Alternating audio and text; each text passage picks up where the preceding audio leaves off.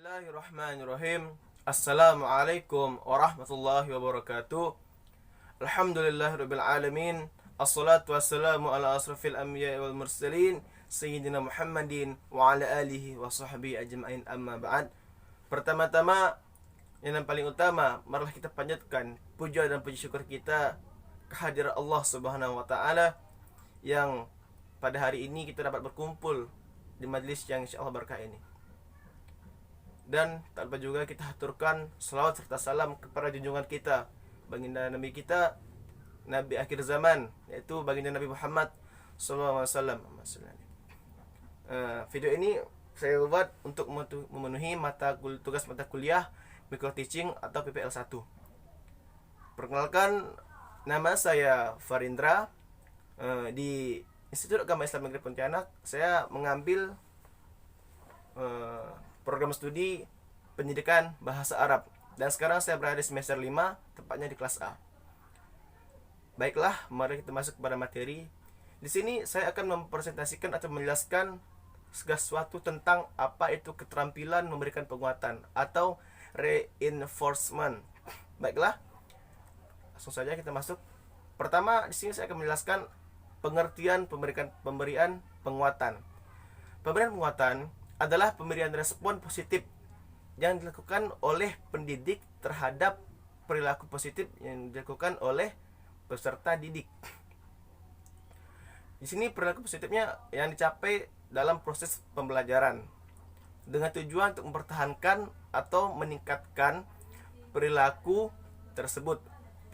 positif tersebut.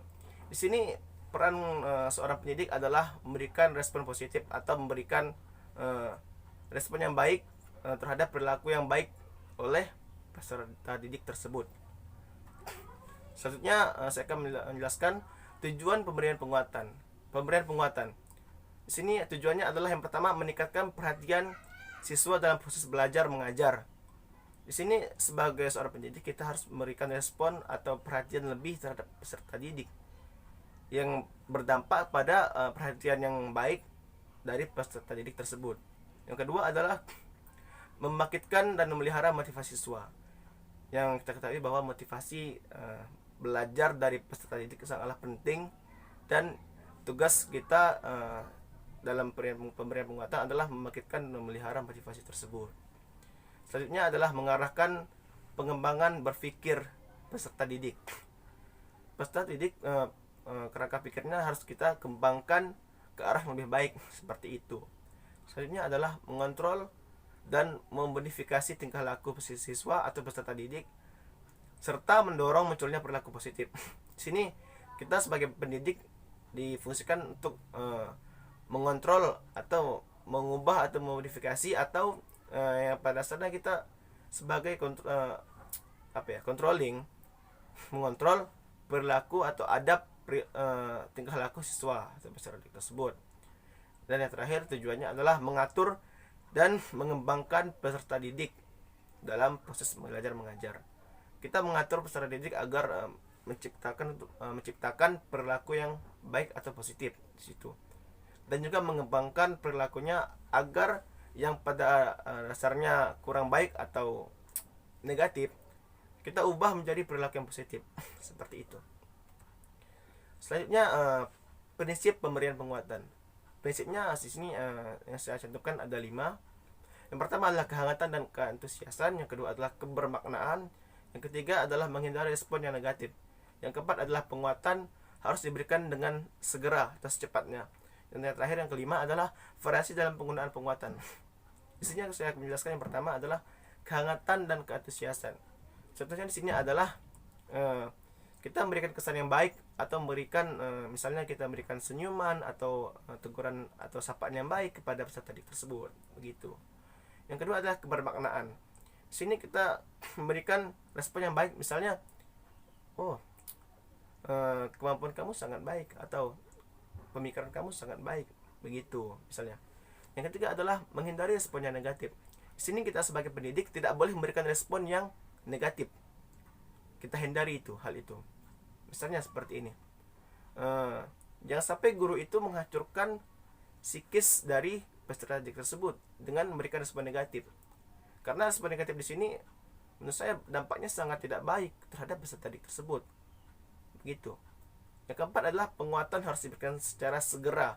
Kita memberikan respon yang cepat kepada peserta didik yang mempunyai kelebihan atau mempunyai kemampuan yang baik atau berlaku yang baik, kita respon dengan baik. Kita segerakanlah hal itu. Dan terakhir tujuannya adalah, atau prinsipnya adalah variasi dalam penggunaan penguatan. Kita memiliki variasi berbagai macam. Misalnya kita nggak boleh monoton begitu dalam memberikan respon yang baik. Misalnya nggak boleh membosankan, membuat bosan peserta didik tersebut. Pada akhirnya dampaknya itu tidak terlalu signifikan seperti itu. Selanjutnya saya akan memberikan penjelasan tentang komponen pemberian penguatan. Komponennya itu ada dua. Yang pertama penguatan verbal, yang kedua adalah penguatan non verbal. Penguatan verbal adalah penguatan yang ditunjukkan dengan komentar, pujian atau dukungan seperti itu. Contohnya penguatan dengan kata-kata misalnya bagus, baik, bagus banget, misalnya seperti itu.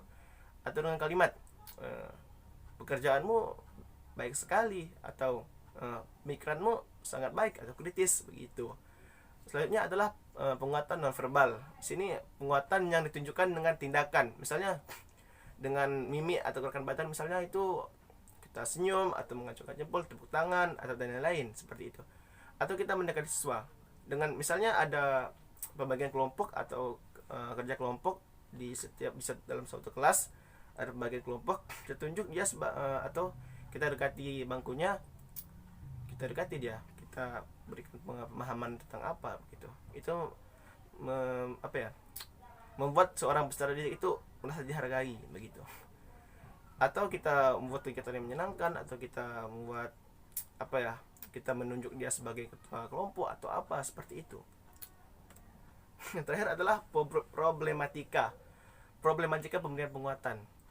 Di sisi lain ada dampak positif dan ada dampak negatif di sini. Ketika kita memberikan penguatan atau memberikan respon yang positif terhadap peserta didik yang melakukan perilaku yang positif, ada kalanya ada peserta didik yang melakukan perilaku yang buruk atau negatif.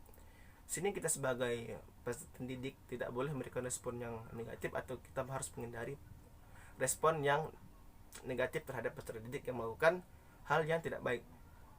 Bisa saja kita sebagai pendidik itu harus misalnya kita sebagai guru BK atau guru pendamping atau ketua kelasnya, kita temui dia atau kita panggil dia dalam ruangan kita atau seperti apa, kita tanya baik-baik. Entah mungkin dia ketika responnya perilaku yang negatif itu bukan karena kemauan dia, tapi mungkin dia ada masalah di keluarganya atau di lingkungannya, atau mungkin masalah sesama temannya, masalah dengan temannya di dalam kelas tersebut, itu membuatnya melakukan perilaku yang negatif.